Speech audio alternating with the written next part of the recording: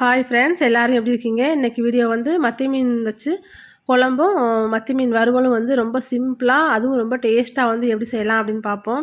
இப்போ தான் என்னோடய சேனலை புதுசாக பார்க்குறீங்க அப்படின்னா ப்ளீஸ் சப்ஸ்கிரைப் பண்ணிக்கோங்க.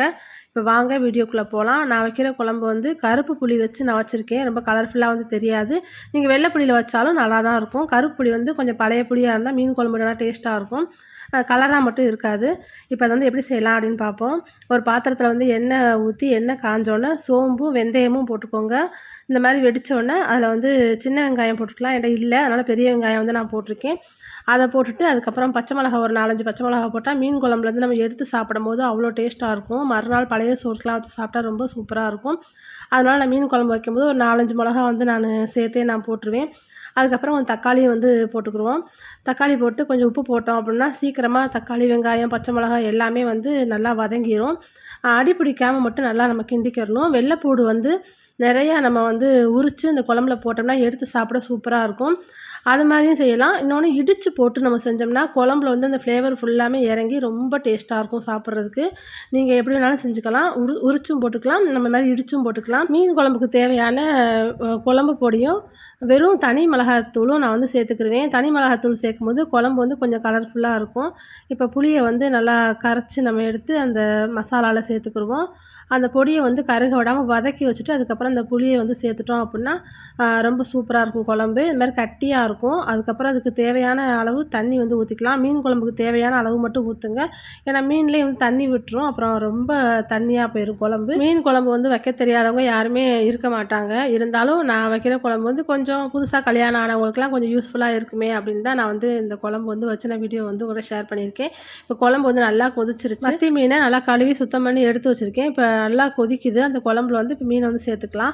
குழம்பு வந்து நல்லா கொதித்து கொஞ்சம் வத்தட்டும். அப்போ தான் வந்து நம்ம மீனை போட்டு ஒரு 10 நிமிஷத்தில் வந்து இறக்கி வச்சிடலாம். அப்புறம் மீன் வந்து ரொம்ப கொதிச்சிச்சு அப்படின்னா மீன் வந்து உடஞ்சிரும். இன்னொன்று மத்தி மீன் வந்து சீக்கிரமாகவே வெந்துடும். அதனால் வந்து நம்ம போட்டு ஒரு 10 நிமிஷத்தில் வந்து குழம்பு ஆஃப் பண்ணிவிட்டு குழம்பு வச்சு ஒரு 2-3 மணி நேரம் கழித்து நம்ம சாப்பாட்டில் வந்து ஊற்றி சாப்பிடும்போது ரொம்ப டேஸ்ட்டாக இருக்கும். நம்ம வச்சோன்னே சாப்பிட்டோம் அப்படின்னா அது அந்த அளவுக்கு வந்து டேஸ்ட் இருக்காது. அதனால் கொஞ்சம் வெயிட் பண்ணி சாப்பிட்றது ரொம்ப டேஸ்ட்டாக இருக்கும். அதுலேயும் மறுநாள் வச்சு சாப்பிட்டோம்னா ரொம்ப ருசியாக இருக்கும். இப்போ மீன் குழம்பு வந்து ரெடி ஆயிடுச்சு.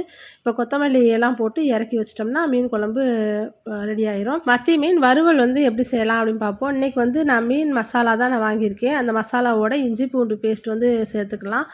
மீன் மசாலாலே உப்பு இருக்கும். அதனால் உப்பெல்லாம் நம்ம போட தேவையில்லை. அதோட கொஞ்சம் தனி மிளகாய் தூளும் சேர்த்துட்டோம் அப்படின்னா கொஞ்சம் சுள்ளுன்னு இருக்கும் சாப்பிட்றதுக்கு.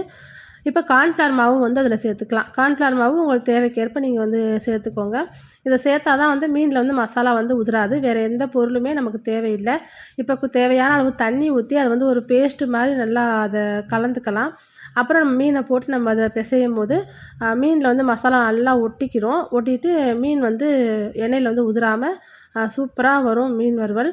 வேறு எந்த பொருளும் நீங்கள் சேர்க்க வேணாம். மீன் மசாலா, அப்புறம் கார்ன்ஃப்ளவர் மாவு, இஞ்சி பூண்டு பேஸ்ட்டு, வெறும் மிளகாத்தூள் மட்டும் சேர்த்துக்கோங்க.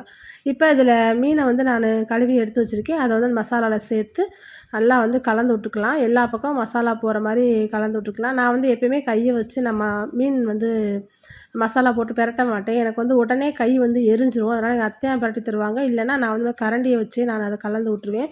அது வயிற்றுக்குள்ளெல்லாம் போகிற மாதிரி மசாலாவை நம்ம நல்லா திணிச்சு அதில் பெரட்டி வச்சிட்டோம் அப்படின்னா மசாலா உள்ளெல்லாம் சார்ந்து உப்பெல்லாம் நல்லா சூப்பராக காரமாக நல்லா இறங்கியிருக்கும். அதுக்கப்புறம் மீனை வந்து பொரிச்சு எடுத்துக்கலாம். இப்போ ஒரு பாத்திரத்தில் எண்ணெய் ஊற்றி எண்ணெய் சூடானோடனே பெரட்டி வச்சுருக்கிற மீனை வந்து நம்ம எண்ணெயில் வந்து போட்டு எடுத்துக்கிடுவோம். இப்போ எண்ணெயில் போடும் போதே உங்களுக்கு தெரியும் மசாலா வந்து சுத்தமாகவே பிரியாது. அதுக்கப்புறம் மீனை வந்து பெரட்டி விட்டுக்கிடுவோம். பெரட்டி விடும்போது தெரியும் மசாலா வந்து உங்களுக்கு எண்ணெயில் இல்லைன்றதை நீங்கள் பார்ப்பீங்க. இந்த மாதிரி நீங்கள் கார்ன்ஃப்ளவர் மாவு மட்டுமே நீங்கள் போட்டு நீங்கள் இந்த மீன் மசாலா வந்து நீங்கள் பொரிச்சு பாருங்கள். ரொம்ப சூப்பராக வரும். நான் வந்து பொரிச்சிட்ருக்கும் போதே உங்களுக்கு தெரியும் மீன்லேருந்து மசாலா உதிரவே இல்லை. எண்ணெய்க்குள்ளேயும் பாருங்கள் மீன் வந்து மசாலா இல்லவே இல்லை. சூப்பராக இருக்கும். ஆனால் ரொம்ப டேஸ்ட்டாக இருக்கும். மத்தி மீன் வந்து நம்ம வறுக்கும் போதே வந்து அதை நம்ம சாப்பிட்டோம்னா நல்லா மொறுமொறுன்னு அந்த முள்ளெல்லாம் தெரியாமல் நம்ம வந்து சாப்பிட்றலாம். அதுக்கப்புறம் கொஞ்சம் அது கொஞ்சம் நல்லா இல்லாமல் இருக்கிற மாதிரி தெரியும். நீங்கள் பொரிக்கும் போதே நீங்கள் வந்து வச்சு சாப்பிடுங்க. ரொம்ப நல்லாயிருக்கும். இப்போ மத்தி மீன் வறுவலும் வந்து ரெடி ஆகிடுச்சு. எண்ணெயை பாருங்கள் எவ்வளோ க்ளீனாக இருக்குது பாருங்கள். இந்த எண்ணெயில் நம்ம அப்படியே குழம்பு வந்து தாளித்து வச்சோம்னா மீன் குழம்பு அவ்வளோ டேஸ்ட்டாக இருக்கும்.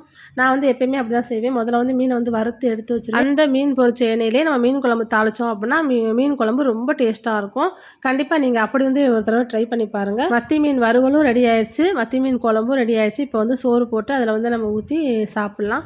அவ்வளோதாங்க. ரொம்ப ஈஸியாக வந்து மத்தி மீன் வறுவலும் மத்தி மீன் குழம்பும் வந்து நம்ம செஞ்சிடலாம். இந்த வீடியோ கண்டிப்பாக அவங்க எல்லாருக்கும் பிடிச்சிருக்கும். இது வரைக்கும் என்னோடய சேனலை சப்ஸ்கிரைப் பண்ணாதவங்க ப்ளீஸ் சப்ஸ்கிரைப் பண்ணிக்கோங்க. இந்த வீடியோ பிடிச்சிருந்தா லைக் பண்ணுங்கள், ஷேர் பண்ணுங்கள், கமெண்ட் பண்ணுங்கள்.